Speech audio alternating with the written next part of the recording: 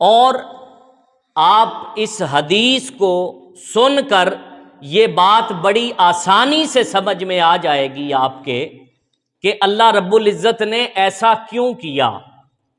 یہ مسند احمد کی روایت ہے، حضور نبی رحمت صلی اللہ علیہ وآلہ وسلم نے فرمایا، شتاء ربیع المؤمن، فرمایا یہ سردیاں تو بندہ مومن کے لیے بہار ہیں۔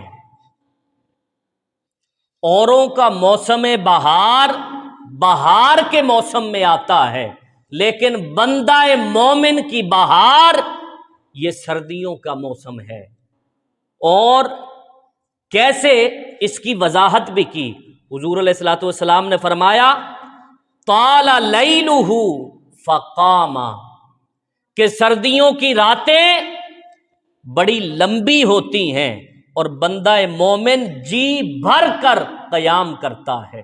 وہ جی بھر کر کیا کرتا ہے؟ قیام کرتا ہے۔ اور فرمایا طال لیلہ فقام وکثر نہارہ، اور دن بہت چھوٹے ہوتے ہیں، آدمی نہ بھی کھائے پیے تو کوئی فرق نہیں پڑتا۔ فرمایا بندہ مومن بڑی آسانی کے ساتھ سردیوں کے اس موسم میں اللہ رب العزت کی قربت اختیار کر سکتا ہے،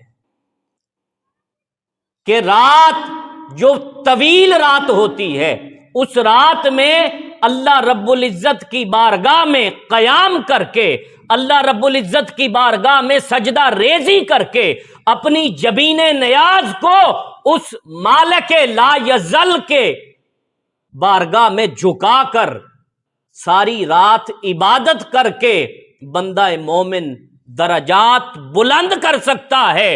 اور سردیوں کے دن چونکہ چھوٹے ہوتے ہیں، سردیوں کے دنوں میں روزہ رکھ کر بندہ مومن اللہ کی قربت اختیار کر سکتا ہے۔ تو سردیوں میں قیام راتوں میں اور دن میں صیام، فرمایا ان دو عبادتوں کے سبب سردیاں میرے مومن کے لیے بہار ہیں۔